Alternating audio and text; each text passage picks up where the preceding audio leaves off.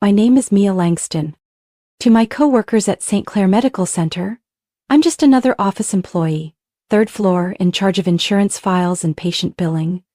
The woman who brings lunch from home in reused glass containers, sometimes stopping by the nurse's lounge to reheat food in the clunky old microwave. I often joke that I'm the three-outfit woman, because I rotate the same 3 professional outfits year-round, arranged carefully to look like a full wardrobe. No one there knows I'm the only daughter of Von Langston, the man behind Langston Development, the real estate empire that owns a quarter of Houston's skyline. I'm 29 years old, and for the past 3 years I've lived as someone completely different, just to test the man I once believed was the love of my life, Tyler Morgan. Tyler is a med student at Baylor College of Medicine. Tall, intelligent, with a dazzling smile. We met when I was volunteering at a community health outreach. He caught a stack of folders I nearly dropped, and just like that, it began. After a month, I moved into a small apartment near campus to drive him to class each morning. After 3 months, I started transferring him $5,200 every term for tuition. After a year, I was covering nearly all our living expenses. And I never once regretted it. I believed that if love was real, it shouldn't be tied to money. I wanted Tyler to love Mia, the ordinary woman, not Miss Langston with a black card and a 7-figure trust fund. I built a life around a humble $1,100 a month salary, with a 1-bedroom apartment where the ceiling fan rattled every night. But behind that curtain was another world. Every Friday night, I left the hospital at 6 p.m., drove to the underground garage of the Warwick Hotel, changed out of my faded work clothes into a silk dress, switched from my beat-up Toyota to the Range Rover I kept parked there on monthly lease. I drove straight to my family's lake estate, where floor-to-ceiling windows, a kitchen larger than my entire apartment, and a wine cellar Tyler never knew existed waited. My father knew about me and Tyler, and he never approved. "Sweetheart, how long are you going to keep living this double life?" he asked once as I entered his office, hair still smelling of parking garage fumes. "Until I know for sure that he loves me, not what's in my bank account." I sat down on the leather chair across from his desk. He sighed, pouring me a glass of Bordeaux he only opened for board meetings. "Real love doesn't need to hide, Mia. If he's the right one, you wouldn't need to pretend for 3 years." I glanced down at the delicate ring on my finger, a 3/10 carat diamond in a blue box that Tyler had dramatically presented to me in a cramped Mexican diner. I once believed it was a symbol of sacrifice, of how much he cared. What I didn't know was that the same week, he had spent nearly $1,900 on a Tag Heuer watch and lied that it was a knockoff from eBay. I lived 2 lives, 2 homes, 2 versions of myself, all to see if a man would love the woman counting every penny, or the one who could buy the entire building if she wanted to. 3 years. 6 terms. Over $31,000 transferred. I truly thought I was investing in our future. Until one day at his graduation party, an event I had secretly paid for, he looked at me and said, to the security guard, "She's not part of my family, please escort her out." And that's when everything began to fall apart. I started waking up every morning at 5:15, not because I was a morning person, but because Tyler wanted me to walk 30 minutes to the hospital and save on gas. He'd kiss my forehead and murmur, "Mia, you're the most frugal woman I know. With you by my side, I can get through anything." I'd smile, slip the pre-written check into his anatomy book, $5,200 for the new term. Underneath it I'd scribble, "Don't forget breakfast." He never asked how I always managed the money, never noticed the lunch bag I carried every day used to be on the cover of a fashion magazine, logo discreetly removed. I lived in an old midtown apartment, 12 minutes from the hospital, on foot. The walls peeled, the wood floors creaked under every step. But every Friday night, after my shift, I changed in the hospital restroom, tied my hair up, dabbed on soft pink lipstick, and ordered an Uber to the Warwick basement, where my Range Rover and tailored evening gown awaited. I'd then drive west to the gated Springwood lakeside community. There they called me Miss Langston. The housekeeper waited at the door with a chilled martini and an investment report already tabbed for discussion. I often sat on the second-floor balcony, staring at the lights in the distance, wondering, if Tyler walked into this scene, with marble floors, a 10-seat dining table, and a private gym? Would he hold me because he loved me, or because he was overwhelmed? What does he actually serve as his Air Force? I always wanted to believe it was love. For 3 years, I convinced myself that if I kept the secret long enough, carefully enough, one day when the truth came out, he wouldn't feel betrayed. That he'd understand. I just wanted to know if real love could exist in a moldy kitchen, on a modest office salary. And then I'd give him everything. The penthouse I had bought near the hospital, overlooking Discovery Green Park. I'd kept the key in my desk drawer for 8 months. Sometimes I'd take it out, look at it for a while, then tuck it away again. "You've never taken me to see your place since we got engaged," Tyler once joked as he stirred instant ramen. "After your graduation?" I smiled. "There'll be a surprise." I wasn't lying. I was just hiding the truth. As graduation neared, Tyler talked more about our future. He wanted a new car, a trip to Italy before residency started, a beach wedding with over 200 guests. "We'll figure out the money, right?" he said, holding my hand with confident eyes. I looked at him, the man who truly believed he had built his life from hardship, while I had transferred nearly $32,000 to him over 3 years, not including rent, groceries, and supplements. Each week, I still cleaned out the fridge, made shopping lists, from almond milk to the B12 vitamins he liked. He thought it was duty. I once thought it was love. But then, things started to feel. His old fossil watch suddenly got replaced with a Longines. When I asked, he said it was an end-of-year sale. He came home late every Thursday for group internal med study, but his books were untouched. I didn't question him. I quietly slipped a GPS tracker into the car key I had given him. And then I saw it. He turned into a luxury apartment complex in River Oaks, 2 nights in a row. I sat on my worn sofa, staring at the numbers draining from my side account. The one nobody knew about. Each month, $5,200 disappeared, exchanged for promises that never came true. The only thing still intact was the engagement ring and a growing suspicion. That night, Tyler came home later than usual. I'd made his favorite fettuccine with creamy mushroom sauce and a fresh salad. I sat alone at the table. The candle burned halfway down, my phone lighting up with the time. 9:47 p.m. He texted, "Studying cardio phys with the group. Heading back soon." When the door opened at 10:36, I looked up to see him walk in, tired-faced, but with a scent on his collar that didn't belong to me. It was subtle, expensive, not like anything I had ever worn. "Sorry, the lab had issues," he said, leaning in to kiss my hair. "You're still up?" "Your favorite dish is waiting," I replied softly, as if talking to the air. He only smiled, took off his coat, skipped dinner, and headed straight to the shower. I grabbed my phone, opened contacts, my finger hovering over Thalia, my best friend in Baylor's HR office. I didn't call. Instead, I opened my photo album and zoomed in on a picture of Tyler from the spring festival a few weeks ago, the watch on his wrist in sharp focus. I zoomed in. Longines Master Collection, retail price nearly $2,000. A week later, I began quietly collecting evidence. The first receipt I found was stuffed in the pocket of his jacket on the couch. Azure Seafood Restaurant in the Heights. A place where you needed concierge reservations. Dinner for 2, $184, including a glass of rare wine.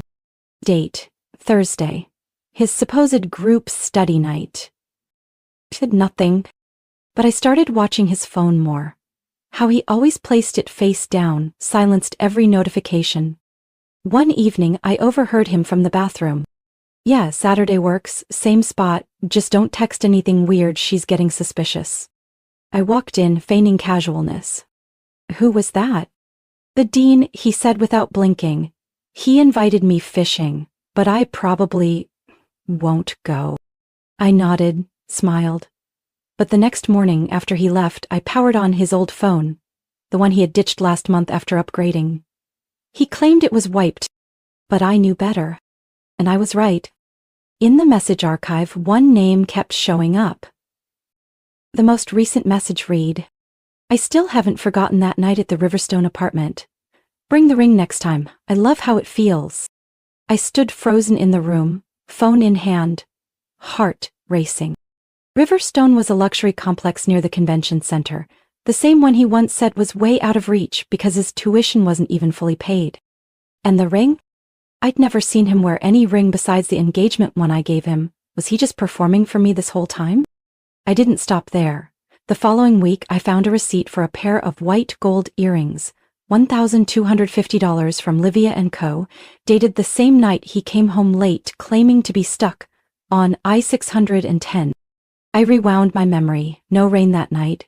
Google Maps reported no traffic, and my Uber on the same route took just 18 minutes. I began seeing Tyler in an entirely different light. The sweet words now felt like scripted lines, tailored for whichever woman he was with. The surprise gifts he gave me? Leftovers from someone else's investment. But the biggest shock came during the med school student gala. I arrived late due to report duty. As I entered the ballroom, I saw Tyler laughing with a group of classmates. One of them asked, "Who'd you bring tonight, or still with the super frugal roommate?" Tyler burst out laughing. "Yeah, long-term roommate. Easier to call it that." "Roommate?" I walked up just as the group cracked up. Tyler turned, his eyes locking with mine for a split second before quickly regaining composure. "Mia, I was just telling them how you pack my breakfast every morning." I didn't respond, just gave a small nod, then used work as an excuse to leave early. But I had already begun planning. No tears, no rage, just cold, calculated clarity. I started with a simple message, to someone Tyler had only vaguely mentioned once, an ex named Lindsay Walker. He told me they broke up because she was too controlling and jealous, that she once called the hospital over a suspicious message. Back then, I was naive enough to think he was the victim of a toxic relationship. Turns out, every bit of that jealousy had a reason. Lindsay agreed to meet at a small cafe in Montrose. She wore a crisp white blouse, hair in a tight bun, her gaze cautious as I approached. But after a few sentences, the air shifted. "I've seen your photo," she said, "in his wallet, on his phone. You're the fiancé?" "Not anymore," I said quietly, setting my latte down. "I need to know if what I suspect is true." Lindsay let out a dry, bitter laugh. "Let me guess, he told you he was struggling financially, needed someone who believed in him, right?" I nodded. "How much have you given him?" "Almost $33,000, I exhaled. Lindsay raised her eyebrows, then pulled out her phone. With a few swipes, she brought up a photo. An old Excel screenshot from her laptop. "I found this back when we were living together," she said quietly. "He was tracking everything, financial input, like we were some sort of projects. I only saw a few rows before he caught on and deleted it." I leaned in. Column A listed names: Emily, Nora, Lindsay. Column B, investment duration. Column C, total support. Column D, status, transitioning, near end, completed. A chill crept down my spine. I didn't want to believe it, but then I found out he had another Venmo account under an alias, getting money from a woman named Zoe. I even kept a photo of a wedding ring receipt. And it wasn't for me. I clenched my hands. "Do you know who Zoe is?" "No, but I know a Clarissa. She's a nurse, used to work with Tyler. Heard she transferred hospitals after rumors she broke up someone's relationship, but I know he made that up." That night, while Tyler slept, I quietly took the spare key he kept under his vitamin jar. I unlocked the bottom drawer of his filing cabinet, the one he always kept locked, calling it student intern paperwork. There were no files, just a slim, black leather notebook, light in weight but heavy with intent. I opened the first page. It wasn't a journal, just cold, methodical lists, like reading someone's personal investment portfolio. Page 1, Emily, dental assistant, $18,400. Relationship ended after 9 months. Transition to Lindsay. Page 2. Lindsay, clinic coordinator, $25,200. Considered stable, high commitment. Started asking long-term questions. Terminated early. Page 3. Mia, hospital administrator, $32,100. High support potential. No suspicion. No close family ties. Currently engaged. Viewed as potential residency sponsor. Maintained through graduation. My stomach turned as I flipped to the last page. Page 5. Bree, daughter of a board physician, unstable personal income but strong family influence. Owns a condo at Riverstone, currently testing intimacy progress. Evaluation. Viable replacement for Mia if residency path succeeds. I closed the notebook, my hands trembling. He didn't love me. I was just a long-term investment. And now, with a new stock offering higher returns, he was getting ready to liquidate me from his life. I didn't scream. I didn't cry. I just felt the thin sheet of ice beneath my feet finally crack. And I wasn't falling into an abyss, but into a truth I had tried so hard to ignore. The next morning, I texted Lindsay. We're not victims, we're evidence. Then I opened my laptop and created a spreadsheet. Names. Support totals. Every piece of documentation. I wasn't interested in calling the police. I wanted something deeper, something lasting. Something he'd remember for the rest of his life. I emailed Clarissa. She replied shortly after, with just 3 words. It's time. When I saw the italicized print on Tyler's graduation invitation. Celebrating Dr. Tyler Morgan, Hyatt Regency Grand Ballroom, Houston, I didn't need to ask who had planned the event. Technically, it was 3 separate event companies, each quietly owned by branches of Langston Holdings. One for venue design, Orchid and Onyx Events, one for catering, Madison & Co., and one for lighting and sound, Lux Sonic. I had acquired that one just a month earlier. Of course, Tyler knew none of this. I told him it was a small event organized by his co-workers, those who appreciated my help with admin paperwork. He just shrugged. As long as there's champagne and my mom gets a good seat. His mother. Margaret Morgan. A widow with a piercing stare and a voice cold enough to cut glass. We had met only twice in 3 years, and both times she looked at me like I was a clearance rack shirt in a designer boutique. I chose a black satin gown, square neckline, low back. Elegant, not flashy. Minimal makeup, hair in a high bun. The engagement ring, Tyler's half-year of saving gift, still sat on my finger, shining one last time before the curtain fell. Arrived late. The ballroom glowed under golden light. White flowers lined the tables and the dance floor shimmered under soft jazz. I stepped in, drawing curious glances and hushed whispers. Tyler stood in the center, wearing a tuxedo rented from Davis Formal Wear, grinning brightly, champagne flute in hand. Next to him, Margaret in a deep blue dress, pearls glowing at her neck. When he saw me, his smile faltered, then quickly returned, strained. I looked around. Not a single seat near the main stage had my name. I approached one of the event staff and quietly asked about the seating. He checked the list and frowned. I'm sorry, your name doesn't appear on the primary layout. I'm the one who signed the ballroom rental agreement, I said calmly, and the fiancé of the guest of honor. He nodded nervously and asked to double check before slipping into the back. I took a few more steps and approached Tyler's group of friends. Some looked uncomfortable. A tall brunette in a red dress leaned over and whispered something to Margaret. She turned around, eyes icy. Oh. Mia, right? She said, not bothering to hide her disdain. I thought you had a night shift. And head down the hall, I'm like, I was supposed to, but for a night this significant, I figured I should personally attend the closing act.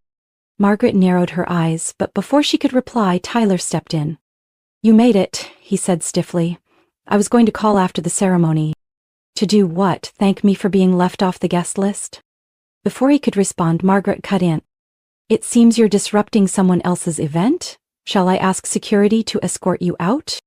I looked at her, then at Tyler, then at the woman in red, her hand resting a little too naturally on his arm. I nodded. Fine, but before I go, I have a little gift. I walked up to the main table, picked up Tyler's champagne glass, gently slid the ring off my finger and dropped it in. The diamond hit the bottom with a soft ting. but to me it rang out like the bell that ends a performance. "Congratulations, Dr. Tyler Morgan," I said clearly. "May you find plenty of new investors. Let's hope they don't ask for refunds." I turned away without waiting for a reaction. No explanations, no tears. Every step I took across that ballroom felt like walking through 3 years of my youth that had been used. But now, I was turning it into a weapon. The doors closed behind me, sealing off the noise, leaving me no longer the woman standing in someone else's shadow, but Mia Langston. And I was ready to be myself again. I didn't go back to the Midtown apartment that night. Instead, I drove straight to Langston Pearl Tower, took the private elevator to the 41st floor, where my penthouse had waited quietly for 3 years. The doorman gave me a respectful, slightly surprised nod. "Welcome back, Miss Mia. Been a while." "I'll be staying more often now," I replied calmly. "Have someone come clean in the morning." The 3,400 square foot apartment opened before me in warm amber light. Floor-to-ceiling windows revealed the full skyline of downtown Houston, twinkling like a massive control panel of destiny. I called my father. "It's me." A brief silence on the other end, then his deep, steady voice. "Are you ready to be a Langston again?" "More ready than ever?" The next morning, I walked into St. Clair Medical Center. Not in my usual admin attire, but in a slate-gray Max Mara suit. Hair tied back, a Hermes bag resting lightly on my shoulder. The receptionist blinked as I stepped into the executive boardroom, a place I had never entered as a staff member. I was there to see Dr. Ronald Kessler, director of the residency program. "Good morning, Miss Langston," he said, flipping through a file. "Ah, yes, we met at the Houston Medical Foundation Gala, didn't we?" "We did, and today, I'm here to discuss one of your residency candidates, Tyler Morgan." He frowned slightly. I placed a folder on his desk, copies of wire transfers I had made, a photo of Lindsay's spreadsheet, messages from Clarissa, receipts from other women, and finally, Tyler's own handwritten notes, detailing financial phases for each target. "I'm not here for revenge," I said. "I'm here to protect the hospital's reputation. This man didn't just manipulate women, he planned, tracked, calculated every dollar, every month. He's not someone who should represent any medical institution." 3 days later, Tyler was quietly removed from the residency list. No public explanation. I knew the news hit him like a slap at lunchtime, cold, decisive, and irreversible. But I wasn't done. I contacted Tessa Chapman, a lawyer specializing in personal financial abuse and power dynamics. I handed over everything: Lindsay's records, Clarissa's screenshots, and another woman named Zoe whom I identified through one of Tyler's alias-linked accounts. "We're not suing for money," I told Tessa. "We want justice and restitution for what he extracted through deceit." Tessa nodded. "This case is rare, clear, methodical, and backed by hard financial evidence. I'll handle the legal front, you handle the leverage." And that part I executed flawlessly. I traced Margaret's real estate network. Tyler's mother, who managed a brokerage office at the Haven Group, specializing in vacation homes for wealthy out-of-state clients. Langston Development, my family's company, was one of 3 exclusive land providers that the Haven depended on. All it took was one email and a follow-up call from our legal team. 3 weeks later, Margaret lost access to every lakeside listing under Langston's portfolio. A California investor she was courting for $1 million deal suddenly had a change of heart, lost confidence in the firm. No reason was named, but I knew. And so did she. Tyler started texting. First, "We need to talk." Then, "This is going too far." Finally, "You'll regret this if you keep pushing." I didn't respond. I forwarded every message to Tessa to strengthen our case for financial damages. None of this was retaliation. Always balance. Tyler once saw me as his highest-yielding investment.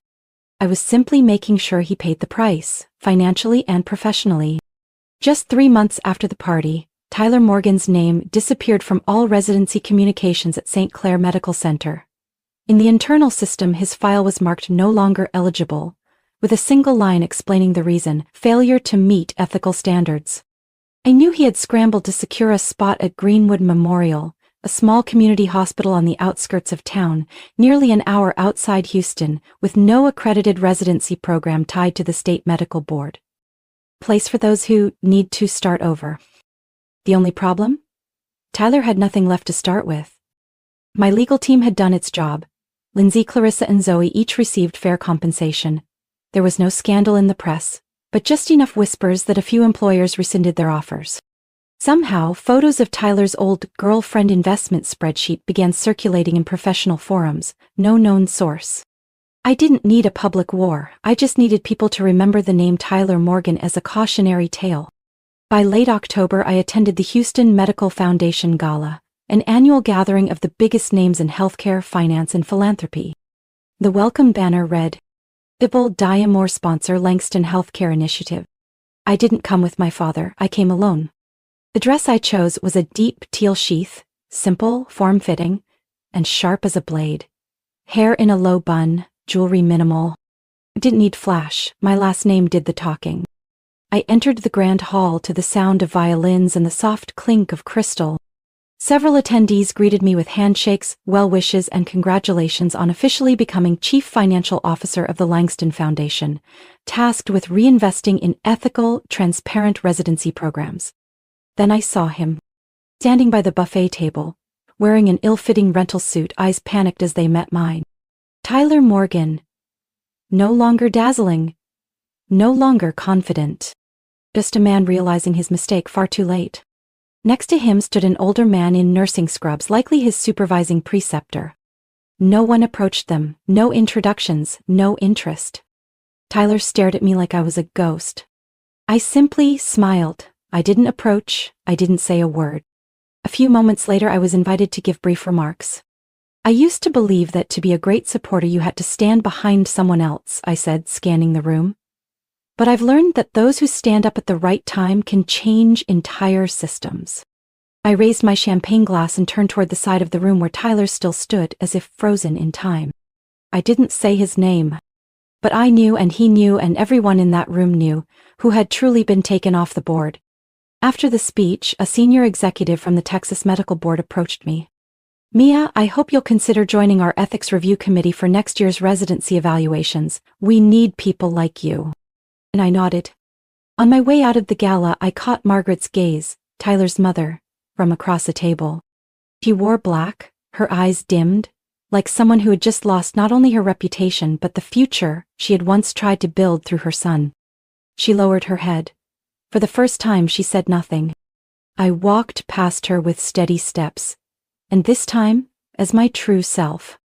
No more hiding, no more proving anything to anyone. I was Mia Langston, the woman once labeled an unworthy roommate, a girl with nothing but kindness and an easily controlled investment.